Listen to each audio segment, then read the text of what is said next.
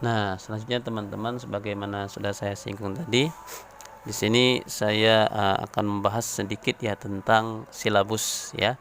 Di sini ada komponen-komponen yang ada dalam silabus ya. Mungkin teman-teman sudah pernah lihat ya silabus itu seperti apa. Bisa dilihat di buku paket ya. Biasanya di buku paket guru sudah ada ya.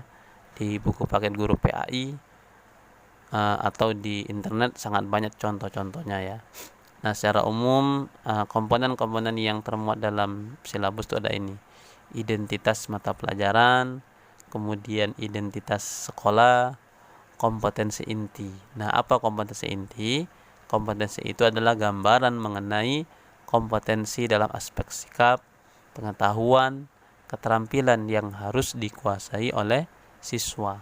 Nah, setiap jenjang pendidikan mereka mempunyai kompetensi intinya masing-masing ya. Nah, kemudian yang kedua ada kompetensi dasar. Nah, apa kompetensi dasar? Kompetensi dasar itu adalah kemampuan spesifik yang mencakup sikap, pengetahuan, dan keterampilan yang terkait dengan materi pelajaran ya. Jadi kalau kompetensi dasar ini adalah kemampuan spesifik ya yang harus dimiliki oleh siswa, melingkupi aspek sikap, pengetahuan, dan keterampilan yang terkait dengan materi yang akan diajarkan. Kemudian ada indikator pencapaian kompetensi. Apa itu? Yaitu perilaku yang dapat diukur dan diamati untuk menunjukkan ketercapaian kompetensi dasar tertentu yang menjadi acuan penilaian mata pelajaran. Jadi indikator pencapaian kompetensi adalah suatu perilaku yang dapat diukur dan diamati. Kemudian materi pokok. Ya, materi pokok itu terkait dengan topik pembahasan ya. Kemudian pembelajaran, kegiatan dalam proses pembelajaran, penilaian, alokasi waktu, dan sumber belajar. Itu secara umum komponen-komponen dalam silabus. Nah, selanjutnya di sini saya mencoba ya membuat silabus. Mungkin belum sempurna ya, teman-teman bisa ngecek mana yang kira-kira belum sempurna, bisa dikoreksi ya. Kita sama-sama belajar. Nah, di sini saya mengambil mata pelajaran tauhid ya. Di sini saya mengambil satu KD ya. Nah, di sini teman-teman bisa dilihat ya kompetensi inti. Nah, kalau untuk tingkat SMA atau MA maka kompetensi ini ya ini tetap tidak berubah-ubah. Baik itu kelas 1, kelas 2 maupun kelas 3. Tapi kalau MTS atau SMP ada sedikit perbedaan, tapi secara umum sama ya. Jadi dalam kompetensi inti itu ada 4 aspek yang diperhatikan ya. Ada aspek sikap religius, aspek sikap sosial, pengetahuan, dan penerapan dari pengetahuan tersebut. Nah, di sini sudah dibuat sesuai dengan komponen-komponennya tadi ya. Ada kompetensi inti, indikator pencapaian, materi pokok, kegiatan pembelajaran, penilaian, alokasi waktu, sumber belajar. Nah, ini teman-teman yang perlu diperhatikan di kompetensi dasar. Jadi satu RPP itu untuk satu, semestinya ya, idealnya satu RPP itu untuk satu KD. Nah, satu KD itu ini teman-teman. Jadi biasanya dalam satu RPP itu akan ditulis seandainya kode kompetensi ya. Nah, kompetensi ininya kompetensi dasarnya ini 1.1, kemudian selanjutnya 2.1, 3.1, dan 4.1. Ini ya. Ini contohnya. Itu yang nanti ditulis. Kalau saya kemarin buat RPP itu ada kode kompetensinya, itu yang ditulis. Nah, itu maksudnya satu KD ya, karena itu satu pembahasan, tapi dia melingkupi 4 sikap tadi itu. Ada sikap religius, sikap sosialnya, pengetahuan, dan penerapan pengetahuan. Nah, untuk menyingkat, selanjutnya saya akan menyampaikan salah satu ya model lesson plan ya. Sebenarnya ada banyak yang ingin saya sampaikan, tapi mungkin karena waktunya terbatas ya. Maka di sini saya akan menyampaikan salah satu contohnya dulu ya. Nanti mungkin di pertemuan selanjutnya mudah-mudahan saya sudah bisa menyiapkannya, akan saya buat juga contoh RPP-nya menurut beberapa tokoh ya. Yang pertama ini menurut lesson plan ala Lozanov ya. Nah, menurut Lozanov dalam membuat lesson plan itu ada 3 aspek yang perlu diperhatikan. Yang pertama, persiapan ini dalam kegiatan pembelajaran ya. Yang pertama persiapan, kemudian aktif yaitu melibatkan total siswa, dan yang ketiga pasif atau refleksi. Nah, dalam aspek persiapan ada 3 hal yang perlu diperhatikan. Yang pertama yaitu terkait dengan sugesti. Nah, jadi sebelum masuk ke materi pembelajaran, seorang guru harus memberikan sugesti, harus memberikan stimulus dulu kepada siswa. Kemudian juga ada gambaran global, yaitu gambaran global tentang materi yang akan dipelajari.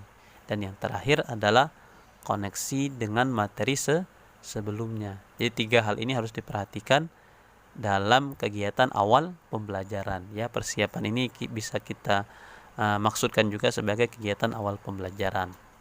Dan kemudian yang kedua ada aktif, melibatkan total siswa. Nah, hal ini bisa kita maksudkan juga kepada kegiatan inti pembelajaran ya. Nah, menurut Lozanov dalam kegiatan inti pembelajaran ada 2 hal yang urgen perlu diperhatikan, yaitu kegiatan demonstrasi dan yang kedua yaitu menanyakan informasi. Nah, nanti kita lihat di contoh RPP-nya langsung ya. Kemudian yang ketiga pasif atau refleksi. Ini ada 3 hal yang perlu diperhatikan, yaitu refleksi itu sendiri, kaji ulang, dan merayakan pembelajaran. Ini menurut Lozanov, model lesson plan ala Lozanov. Nah, sekarang selanjutnya kita perhatikan ya contoh lesson plan yang saya buat ya. Tentu saja belum sempurna ya, silakan kalau teman-teman yang mau mengkritisi ya.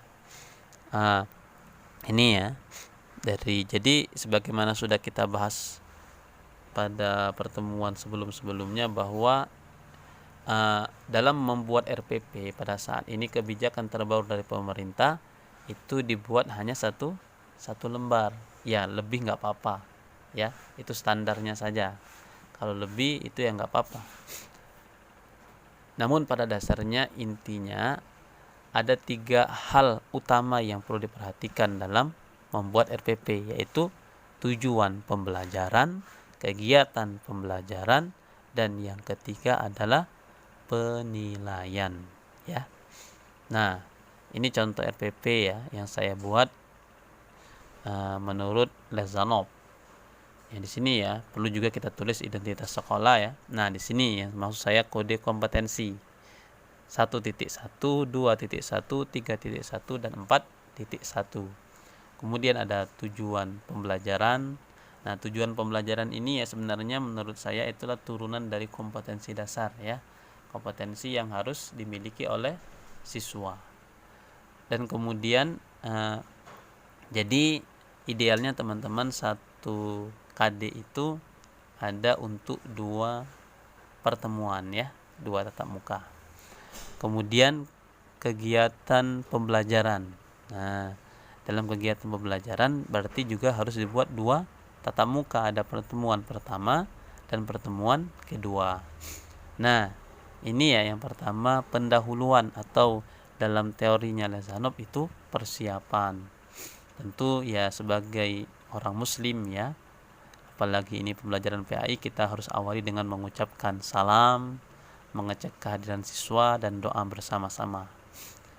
Kemudian menyampaikan tujuan dan urgensinya materi yang akan dibahas. Nah, ini salah satu bentuk dari sugesti yang dimaksudkan oleh Lozanov. Kemudian menyampaikan ruang lingkup materi atau gambaran global tentang materi yang akan diajarkan. Nah, di sini kita akan membahas tentang sifat wajib, mustahil, dan jaiz bagi Allah. Kemudian masuk kepada kegiatan inti. Nah, menurut Lezanov tadi dia mengistilahkan aktif ya, dalam artian melibatkan total siswa. Nah, di sini saya menggunakan metode dan strategi diskusi dan mind map ya. Jadi pada tahap awal guru menjelaskan tentang materi pelajaran, kemudian siswa kita bagi dalam 3 kelompok, setiap kelompok mendiskusikan tugas yang diberikan guru. Nah, hasil diskusi tersebut kemudian ditulis oleh siswa secara berkelompok dalam mind map. Nah, setelah selesai, kemudian setiap kelompok mempresentasikan hasil diskusinya ya di depan kelas dengan menggunakan mind map. Nah, inilah yang dimaksudkan oleh Lezanov sebagai demonstrasi. Nah, kemudian setelah itu setiap kelompok diberi kesempatan untuk bertanya dan menyanggah dari hasil presentasi yang disampaikan oleh kelompok lain. Nah, inilah yang dimaksudkan oleh Lezanov sebagai menanyakan informasi. Dan yang terakhir yaitu kegiatan penutup atau dia sebut dengan fasib ya refleksi. Nah, di sini saya menggunakan salah satu strategi ya untuk penutup pembelajaran ya, yaitu pencocokan kartu indeks. Nah, apa itu? Jadi siswa dengan pencocokan kartu indeks ini disuruh untuk mengambil kartu indeks yang telah disediakan guru. Nah, guru menyiapkan pertanyaan dan jawaban sejumlah siswa yang ada di kelas ya. Nah, setelah mendapat kartu, siswa mencocokkan dengan temannya antara pertanyaan dan jawaban. Jadi kan tadi kan dari seluruh siswa tadi ada yang mendapatkan pertanyaan dan ada yang mendapatkan jawaban ya. Nah, ini sudah pernah kita terapkan di kelas. Jadi nanti mereka mencari pasangannya masing-masing. Berarti nanti setiap kelompok ada 2 orang ya, mereka berkumpul, ada yang pertanyaan, ada yang jawaban. Nah, ini bisa dalam bentuk mau dijadikan kuis atau nanti setiap siswa menyampaikan apa yang ada di kertasnya. Bisa menarik kalau waktunya memungkinkan, bisa dibuat kuis ya. Jadi nanti siswa yang memegang itu dia diberi kesempatan untuk menunjuk temannya untuk menjawab apa yang mereka pegang, dan itu dilakukan secara bergantian. Nah, ini yang dimaksud oleh Lezanov itu sebagai kaji ulang. Dan terakhir yaitu salam penutup, ditutup dengan doa. Itu pertemuan pertama. Kemudian ada lagi pertemuan kedua. Nah, dalam pertemuan kedua ini hampir sama ya, mungkin ada beberapa perbedaan sedikit. Tentu diawali dengan mengucapkan salam, doa, dan mengecek kehadiran siswa.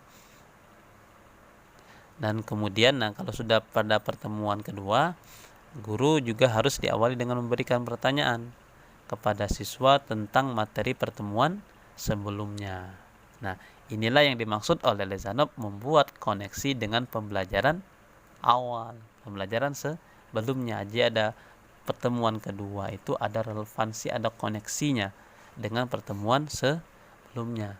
Nah, ini ada sedikit catatan ya, untuk memancing keaktifan dan melatih nalar siswa, buatlah pertanyaan yang jawabannya bersifat prediksi, supaya melatih nalar, melatih imajinasi siswa untuk menjawabnya. Jadi pertanyaan itu bersifat prediksi.